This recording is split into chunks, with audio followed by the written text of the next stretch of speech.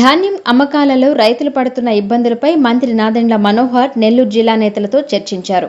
అసెంబ్లీలోని మంత్రి క్యాంపు కార్యాలయంలో నెల్లూరు జిల్లా మంత్రులు, ఎమ్మెల్యేలు ప్రత్యేకంగా సమావేశమయ్యారు. ఈ సమావేశంలో నెల్లూరు జిల్లాలో ధాన్యం కొనుగోలు పరిస్థితి, రైతులు ఎదుర్కొంటున్న సమస్యలు, పరిష్కార మార్గాలపై వారు చర్చించారు. సమావేశంలో మంత్రి మాట్లాడుతూ ఇప్పటివరకు జిల్లాలో 13,000 టన్నులకు పైగా ధాన్యం కొనుగోలు పూర్తి చేశామన్నారు. రైతులు ఆందోళన చెందవద్దని, ప్రతి గింజ కొనుగోలు చేస్తామన్నారు. ధాన్యం కొనుగోలు జరిగిన 24 గంటల్లోపై రైతుల ఖాతాల్లో నగదు జమవుతుందని వెల్లడించారు. రైతు కేంద్రాల ద్వారా కొనుగోలు కొనసాగుతుందని, గన్ని బ్యాగులు అండ్ ట్రాన్స్పోర్ట్ సౌకర్యాలు అందుబాటులో ఉంచుతామని తెలిపారు. మిల్లర్స్తో చర్చించి ధాన్యం కొనుగోలు పగడ్బందీగా జరిగేలా చర్యలు తీసుకుంటామని చెప్పారు.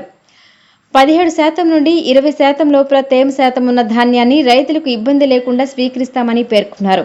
ఆర్టిఫిషియల్ ఇంటెలిజెన్స్ ద్వారా ధాన్యం అమ్మకం మరింత సులభతరం చేసేందుకు ప్రత్యేక చర్యలు తీసుకుంటున్నామని తెలిపారు. ఈ సమావేశంలో మున్సిపల్ శాఖ మంత్రి నారాయణ, దేవాదాయ శాఖ మంత్రి ఆనం రామనారాయణ రెడ్డి, జిల్లా ఇన్ఛార్జి మంత్రి మహమ్మద్ ఫరూక్, ఎమ్మెల్యేలు వేమిరెడ్డి ప్రశాంత్ రెడ్డి, కురుగొండ్ల రామకృష్ణ, సోమిరెడ్డి చంద్రమోహన్ రెడ్డి, కావ్య కృష్ణారెడ్డి పాల్గొన్నారు.